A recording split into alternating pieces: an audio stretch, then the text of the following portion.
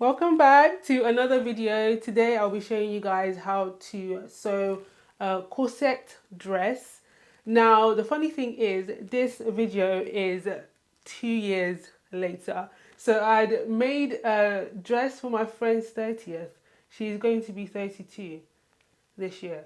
But at the time I had lost a lot of footage that showed me drafting the pattern, that showed the beginning stages of me sewing the corset.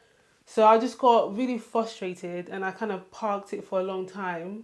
But then I thought there's actually still a lot more that I can show you guys in terms of drafting the skirt, sewing bra cups, adding boning. So here we are. I'm finally putting the video out.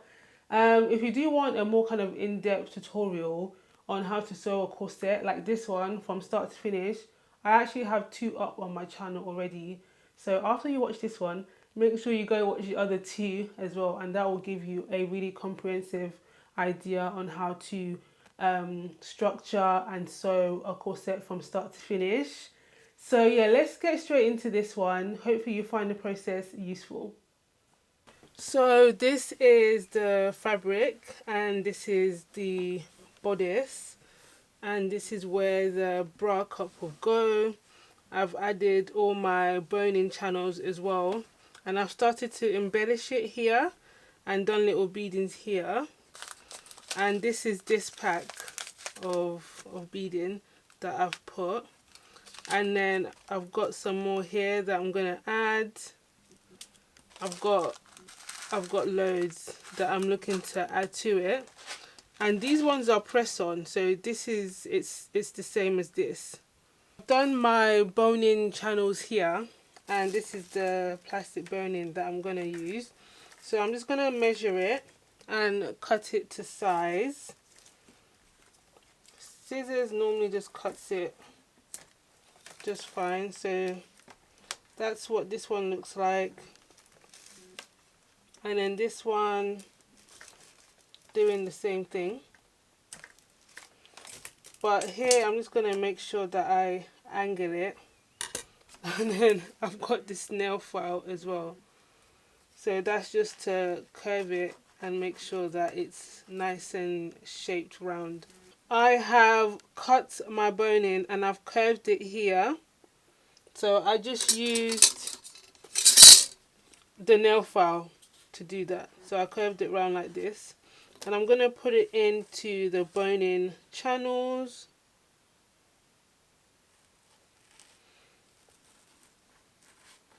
So just push it gently in, and this one's going to go inside as well.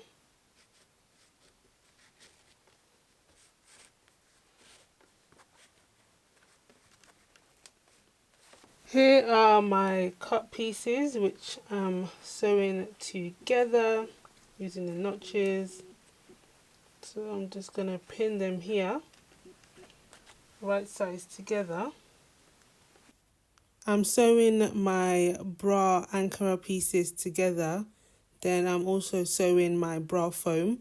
This will be used to add padding and support, making the garment more comfortable. So here I'm literally doing a regular seam, and then I'm top stitching the seam allowance down, just checking it now to make sure that both of the pieces fit.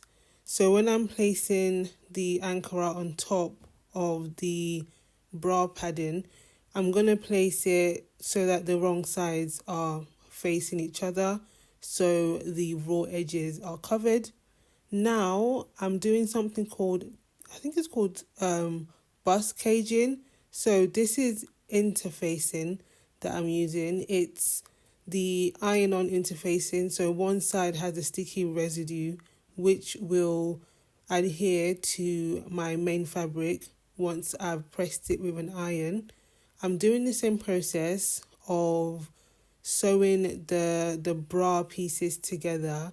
Now I'm adding plastic boning, which is going to be used to basically add structure to the bra cup. So this will allow it to hold its shape.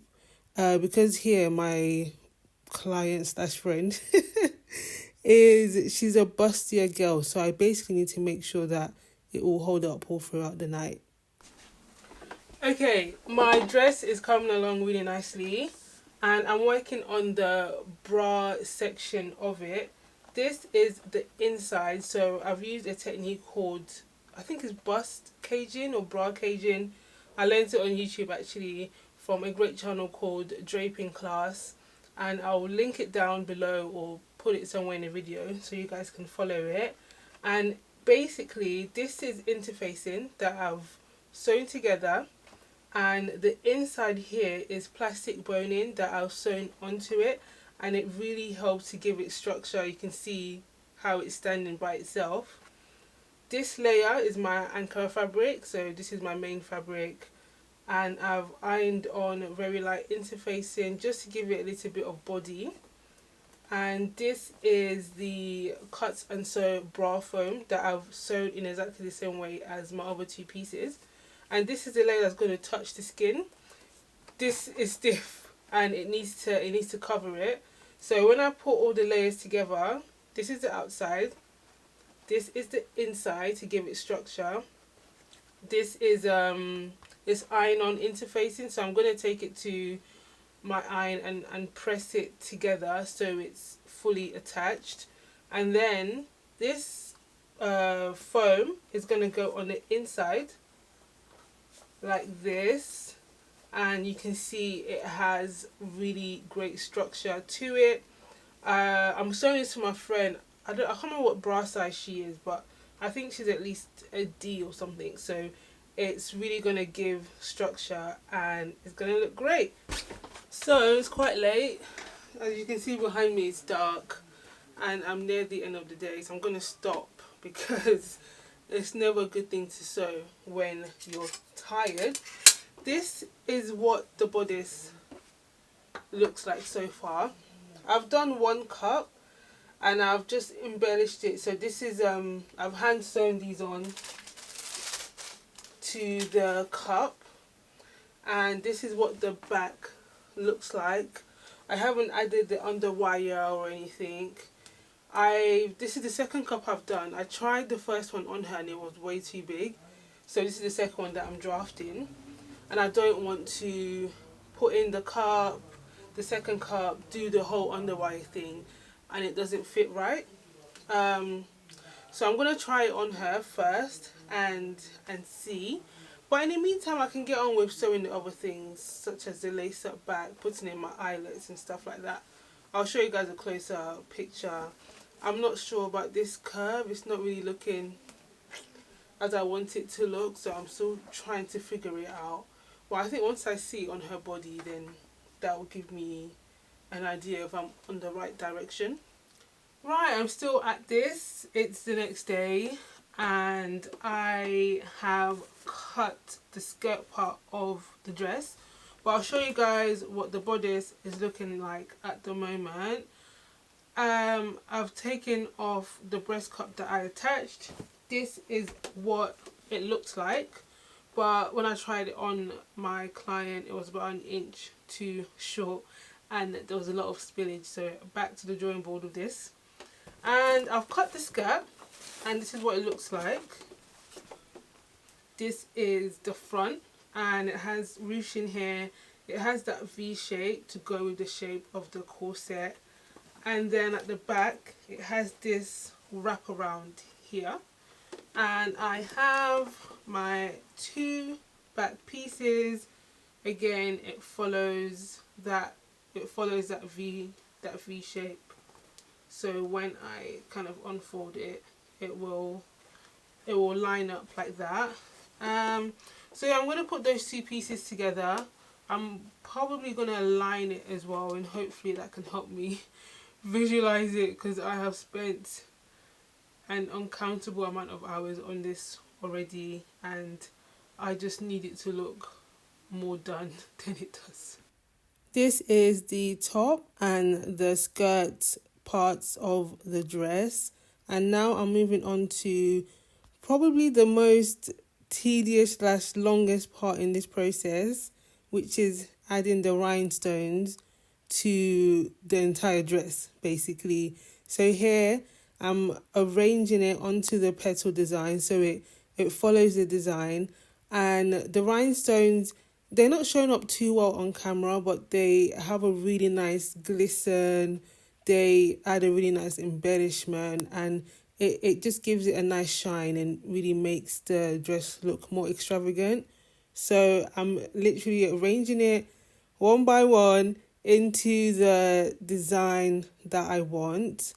And the rhinestones have a sticky residue on one side. So when I press it with my iron, it's going to stick to the fabric.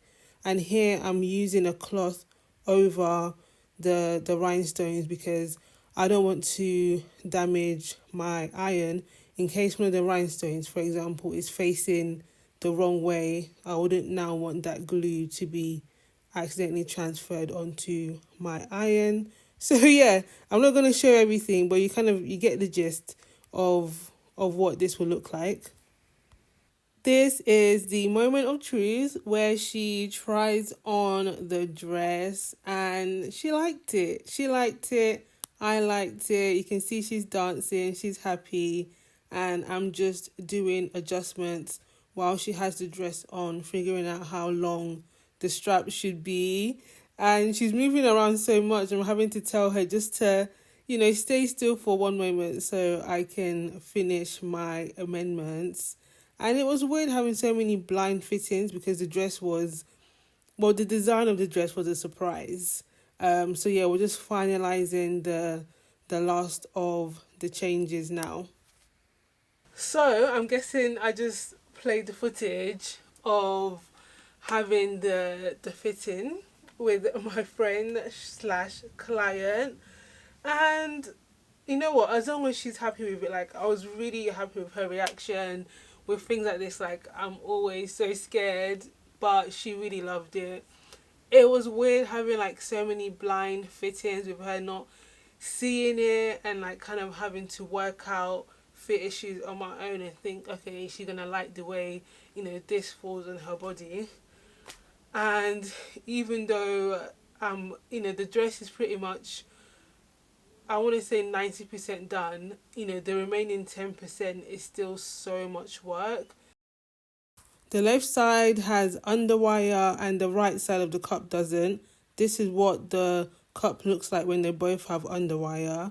And now I'm doing some hand embroidery, just adding some beading, which again will just help make that garment extra special.